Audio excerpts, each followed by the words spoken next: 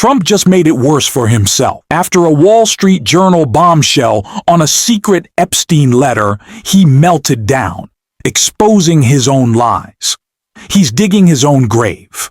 If you're enjoying this, like and subscribe to support the channel. Now, before we get into the idiotic lie that Donald Trump was caught and that will backfire on him in a criminal way, I want to start with Jim McGovern on the House floor right now, ripping into Trump and his Republican colleagues. Republicans want to protect powerful people. They want to protect billionaires, protect those at the top. It's about doing Donald Trump's bidding. Shame on them. Earlier this week, I offered a simple amendment to release the Epstein files that Donald Trump, his AG, his FBI director, and his supporters tell us contain a list of clients of Jeffrey Epstein. Let the American people make up their own mind. But Republicans, they voted it down.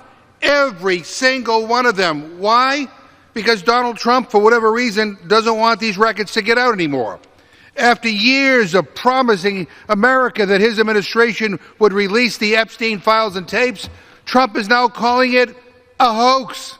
He's calling his own supporters stupid for believing the things he told them. And you're deeming adoption of a bullshit resolution on Epstein that does nothing. Let me be clear. This resolution does not have the force of law. This does not have the force of law. It's political theater. It's a smokescreen for Republicans to hide from doing something that would demand Trump's DOJ release of these files. This is a glorified press release, a talking point to save face, something they can wave around and say, see, we care, so they can walk free of shame while doing absolutely nothing. This non-binding resolution does nothing to get these files released. And get this, when we ask them, when is this non-binding, useless resolution coming to the House floor? The answer was, well, it's up to the majority leader. Look, either Republicans want to actually release the files or they don't. There's no middle ground here. You guys don't get credit for pretending to care. You don't get points for playing PR games while the people who enabled Epstein's abuse go unnamed and unpunished. This is why people hate Congress. This is why they don't trust government. Republicans talk about supporting the victims. They talk about holding powerful people accountable, but it's lip service. When the time comes to do something, they come up with a phony, fake vote to give themselves political cover. Which brings me to... It's shocking that Republicans still think they can defend what Trump is doing. Even for their usual hypocrisy, this is next-level denial. They believe they can lie or post their way out, but it's all backfiring. And Reppers Ro Khanna directly responded to one of Trump's posts, exposing the criminal lie at the heart of it. After Trump's initial post saying that he would be suing the Wall Street Journal, Trump also wrote, based on the ridiculous amount of publicity given to Jeffrey Epstein, I have asked Attorney General Pam Bondi to produce any and all pertinent grand jury testimony subject to court approval. This scam perpetuated by the Democrats should end right now. Trump also wrote on Truth Social, the Wall Street Journal printed a fake letter, supposedly, to Epstein. These are not my words, not the way I talk. Also, I don't draw pictures. I told Rupert Murdoch it was a scam, that he shouldn't print this fake story, but he did. And now I'm going to sue his ass off, and that of his third-rate newspaper. Thank you for your attention to this matter. Now, there is a lot to get into that is very important in both of those posts. But first, I'd like to acknowledge, as all of us have on Twitter, that Donald Trump does in fact draw pictures. Many, many pictures. It seems like he likes to doodle. I would go as so far to say he's kind of decent at it. This is a guy who draws pictures, so it's unsurprising that there's a drawing in the letter. It fits Trump's history. Then there's his claim that he's suing Rupert Murdoch and the Wall Street Journal, which could actually open Trump up to discovery in court. That would expose info he's been hiding about Epstein. It's a dumb move. On top of that, his PR stunt with Pam Bondi claiming they're opening everything up is just another lie. Ro Khanna broke that down clearly. This clip is right here. He's paying attention, and he said, okay, let's release. He directs the Attorney General, Pam Bondi, let's release and ask the courts to release the grand jury testimony. Here's the problem. The grand jury testimony is largely about Epstein and Maxwell, not about all the rich and powerful men who abused, assaulted, and abandoned young women. Those people are still being protected. And by the way, the courts usually don't release grand jury testimony. But you know what? The president is hearing the American people. And the president knows that if there's a vote tonight, this body overwhelmingly would vote for the release of the files. 30 seconds. Additional 30 seconds. Because I need 10 seconds. This question is, whose side are you on? Today, the Democrats are on the side of the people. The Democrats are on the side of the children. There are 10 Republicans who are on the side of the people and the children, but the entire Democratic Party is on that side, and the Republicans have chosen to protect the rich and powerful men who've abused our children. It's wrong, and that's the clear difference tonight. Gentleman yields back. Gentleman from Massachusetts. This is just one big sham by Donald Trump. He's calling others scammers, yet offering no new evidence, no transparency. Pam Bondi is just an extension of Trump's will. She's not acting independently. MAGA treats Epstein's victims like props in a political game. And now, Trump's suing the Wall Street Journal for defamation, yet can't even keep his story straight about the letter. It's all falling apart. Even Republicans trying to cover for him are getting exposed. Just watch when Jim McGovern calls out Steve Scalise right here. Interesting how they talk about Jeffrey Epstein, because for 4 years, Mr. Speaker, President Joe Biden had those files, and not a single Democrat that you're hearing tonight tried to get those files released. And so the House Republicans are working to do that, and of course, they're in a tizzy, Mr. Speaker, because they're finally being exposed for covering it up for 4 years. And so let them continue to come up and talk about all the deficit spending that they created. Is recognized.